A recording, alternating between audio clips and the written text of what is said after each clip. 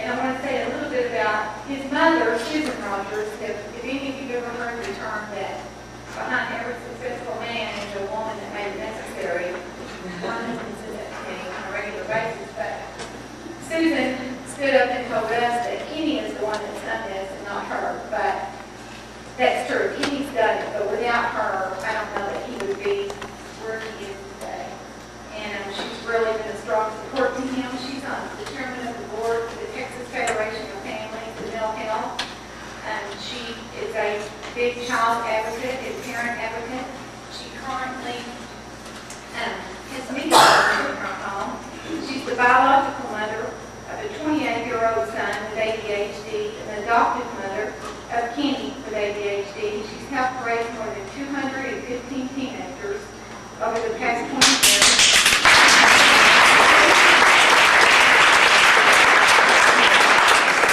She's been a house parent on campuses, and currently she's a therapeutic foster parent. At present, Susan and her husband operate a community-based therapeutic group home in Dallas for levels 4 and 5 high school girls. Most of the children that have been in their care have had ADHD and have been qualified for special education under the emotionally disturbed level. And Kenny's really special because he's the only male and has a bunch of sisters though. So I'm going to turn it over to him at this time, and I know you're much more hearing him.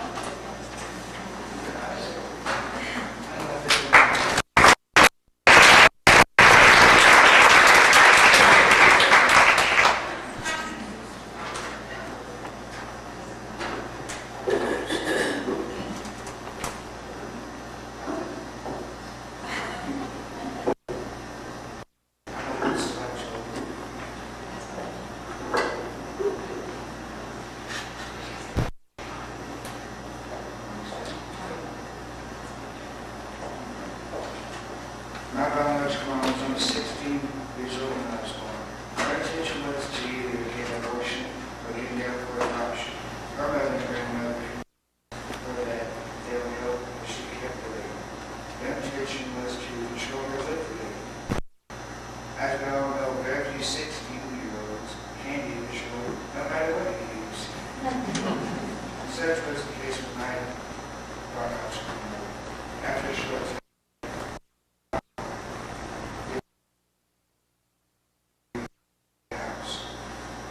we then went to live with her family. Actually, it didn't last long. Eventually, we had to leave there as well. For the next 2.5 years, we went from place to place. After this time, I very little into the struggle.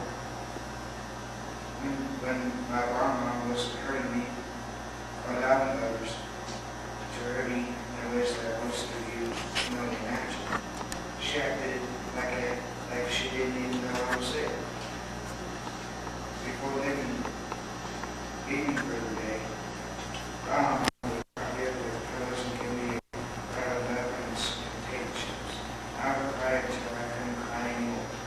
Nobody came to help. People would walk past us and say, "We're a cute child," but nobody helped. I remember we lived in a car for a short time. I don't know, but me and the train told me to go to school. There was light and all sorts of bugs kept flying around me. I was scared.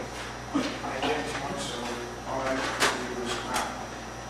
I knew that my mom would come and hurt me, but I was not ready for what came next.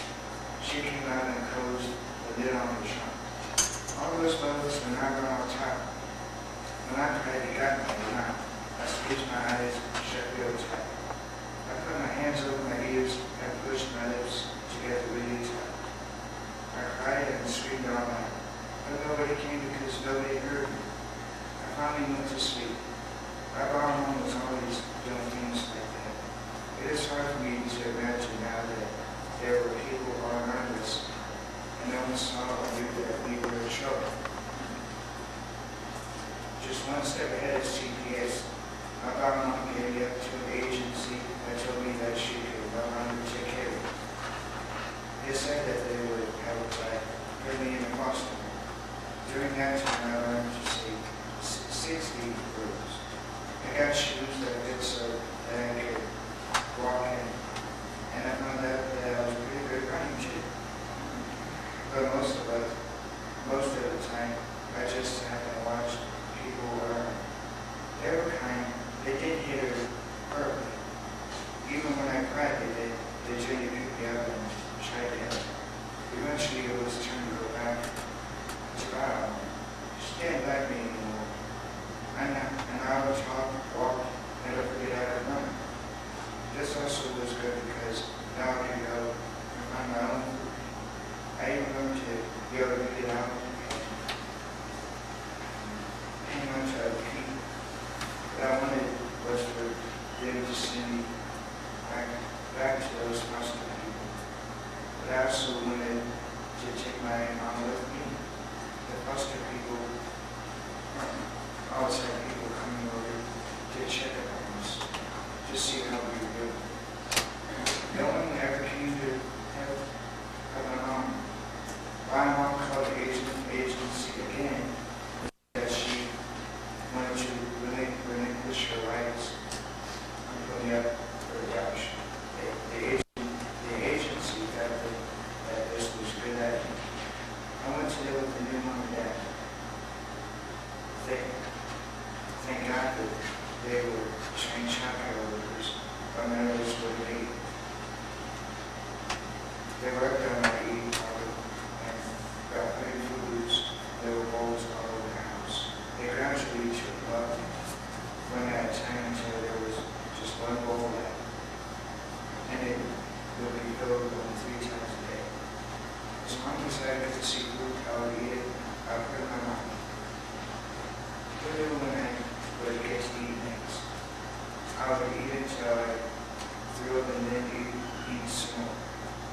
Mom soon learned to put just the filled plates on the table and leave the food on the stove. That way I only ate when I eat. Since that time I started living with my mom and dad, I can never remember being hungry. But it still makes me very nervous when Mom says that I can't have a snack because we're going to eat in a little bit. I can't explain. It just makes me panic inside. After I had a new mom and dad, things were always happening. People came by to see how we were doing. We all laugh now and say that it took 10 people a day to raise me in 2-hour shifts because the clock was not. It wasn't that I was a bad child. I was just hyper and curious. Like the time I climbed to the top of this 2-story living on campus. I just wanted to see where those birds were.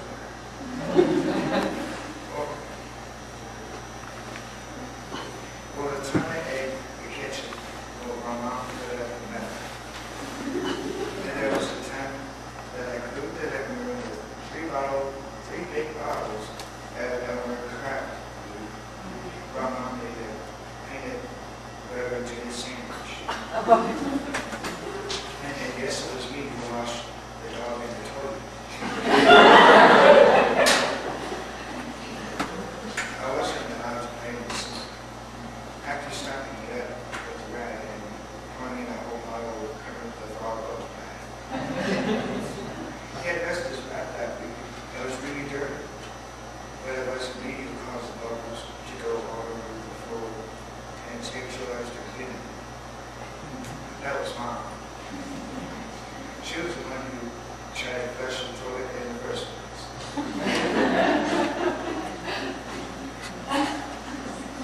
Of course, I didn't took her ride. The ride I can tell afterwards. School has been a challenge as well. At first, they said that I was able to do mentally handicapped, whatever that is. And then I became attention deficit disorder, oppositional defiant disorder, and post-traumatic stress syndrome. Also, teachers struggled to understand. When I was in the first grade, my teacher tried to student those unlike me in the classroom because I refused to do math. This caused me to have a complete emotional breakdown at the age of 6. I almost think there's no information on how to get the school to do what they should be doing. No one seemed to be able to help. Finally, Mom connected with Patty here. Patty showed my mom how to gather the right people and how to find the right people who could make the school do the right thing. But this took 10 agonizing months. Our recovery held an intervention of a lot of people. In the fall, Mom came to Washington, D.C. to be a part of the new group of parents and professionals. They wrote the names of the children on a big piece of paper and made a commitment to bring children's mental health issues to the forefront on a national level. Mom wrote my name really big on the paper. I took a picture so I could see it. She told me things were going to change. Little did we know at that time just how much people just like you would play a big part in this. We still told Mom that every week. Based on what I'm not sure that Mom would hear. She got on the phone and called around to the parents and professionals. And that's when my mom talking how to read. The school was very hard because it didn't seem to fit in, and I couldn't figure out why. The Federation of Families conference also gave Mom the courage to go back to the school and tell them that he was going to my home school, and I would be in regular class. ADHD or no ADHD, I can remember, and it was there to teach me. Again, input for people like you, we are able to come up with modifications and different techniques that way. Our mental health authority sent people to the school and the house and then I worked at home and I worked at the after school program, but not at school. It appeared that they were better concerning the family, but not the school. Second and third grade were great. Fourth grade wasn't matter because the teacher said had a better at early. Naturally, it didn't work. Fifth grade was great. Sixth grade was so-so. When I turned 13, everything changed. People would call it puberty. I call it seventh grade. Things began to bother me. The kids were mean. They didn't kick me because they knew that I didn't like to be touched. They stole my backpack and threw it down the hall. They ran me into lockers and called me names. Finally, one day, I hit and kicked back. This is the first time that I had ever done anything like this. That took 3 adults to pull me out of this kid. I began to have a panic attacks at the school, and they were basically for long periods of time. All of this caused me to curl up into a ball and stay in the middle of my bed. My meds were cooking. The doctors passed me from one bed to another as finally I had such a severe reaction that my muscles began to contract. I looked at it like I had severe cerebral palsy. The doctor said that I would probably had 10 minutes to live back in town. I got to the hospital. After talking to a lot of parents and professionals, just like you, Mom said, no more than this. Mom, the school, and those family preservation people work together. Mallory Brother moved back home. Michelle Rudin, he stayed until I started the 10th grade, just to be sure that I would be all right. This may not sound like a big deal to you, but how many school for your brothers would do that just because you needed it? But this teacher came and told me that. The sense of Mom taught me reading and language, but Dad taught me history. He even went and sat right next to me every day for 1 year of computers so that I would still be connected to the school. The therapist that Amy was working by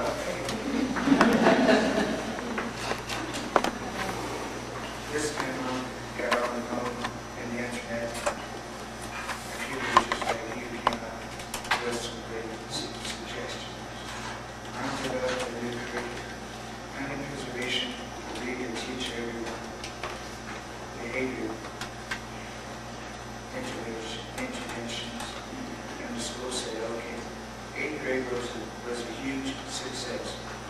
And I never missed a day of school. I made A's and B's.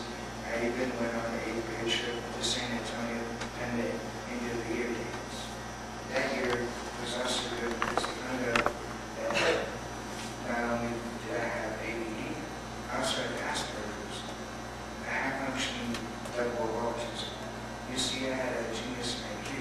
I just didn't like to have people around me or touching me. Those who I had taught me too. Starting high school was a scary business. Those kids were huge. County conservation workers and teachers and staff. The school gave me an A to be with me all day. Everyone agreed that I wasn't a problem. It was the other kids who didn't understand that I was just like them, only different. The A was there to make sure that I stayed on task and that no one irritated me. This helps a lot. Remember when the other kids leave me alone and I come home. I like to work, and I found out that I'm very good at it. Number two, Mr. Campbell was my friend and mentor. We can talk about things, and I know that he thinks I'm a good kid. This helps me to feel safer and secure. He also helps me process down on the spot as things are happening. This has helped me understand people a little better. I don't think that I like people any better, but I do understand them better. Let me share some of what I have been able to accomplish with people just like you. I spoke in front of the County Commissioner's Court about more funding for children and family services and the Juvenile Justice Board for quicker access to assessment for youth who are in the community detention center, as well as local, state, and national conferences. Advocated in Austin and Washington for the relinquishment of parental rights and transition services. I am now branching out to become a keynote speaker nationally. This is fun. Having autism has its perks. I can speak without people, and it does allow me. I just became a long day. It works really well. Try it sometime. At school, I ran cross country for 2 years and improved my time each time I ran. It didn't matter that I finished last each time. But you got points for the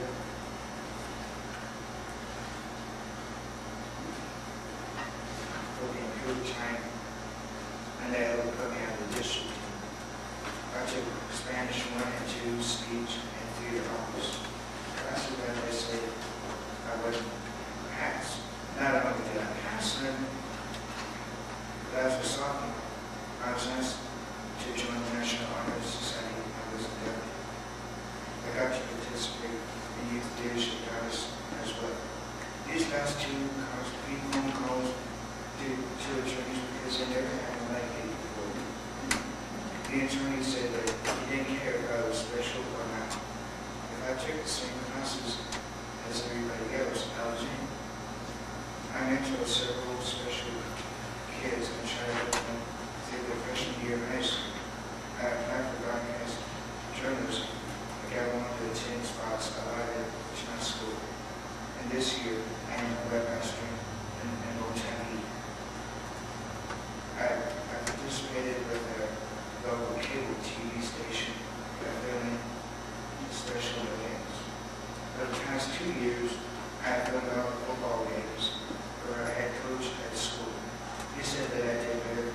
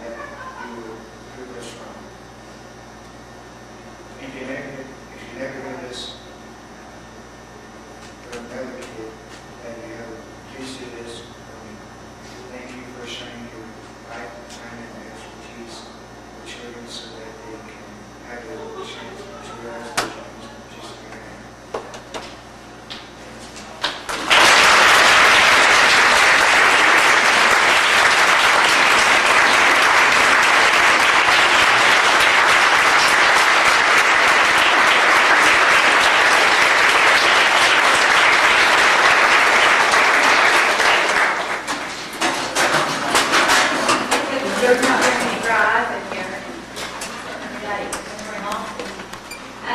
Kenny has agreed to answer any questions that you all might have, and with an IQ of about 138, you probably know him. So, I'm going to turn it back over to him, and if anyone has a question, raise your hand. I was thinking,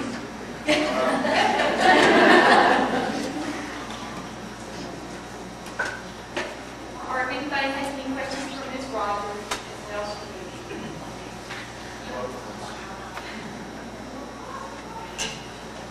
Did you ever have any behavioral problems yourself that others had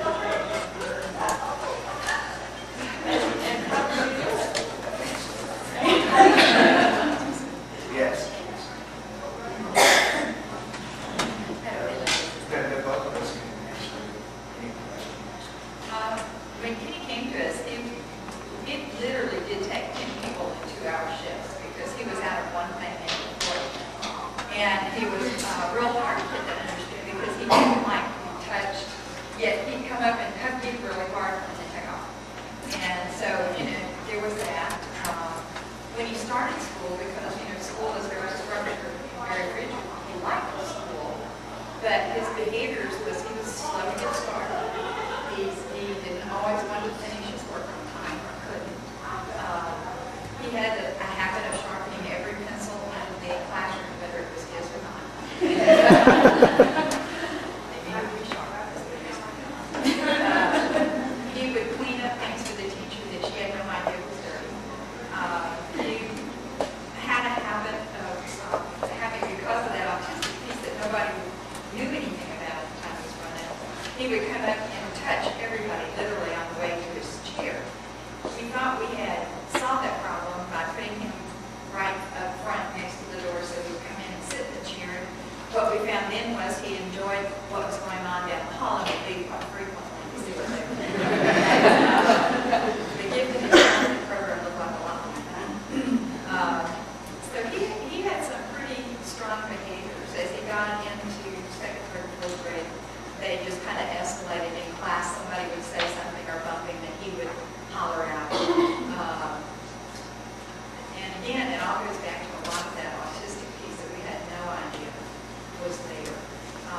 He's never been violent or aggressive, except for the one time that the little boy kept kicking under the table and then he just kind of unleashed on him. And I think it concerned Kenny because Kenny's really sensitive and he internalizes everything really strongly. Yes, and he had been tormented for a long time with some of these little guys. So it was real hard for the teachers. When you're a teacher sitting in a classroom with 35 other students, you have a kid who feels compelled to gather up everybody's pencils and, learns a little differently, processes in a way that you never even imagined. It was very difficult for the teachers to deal with it. And some of them just didn't. And those teachers dealt with me. And we learned a new way. And has really taught us, he truly has. Every obstacle the school district or the doctors or his dad and I have asked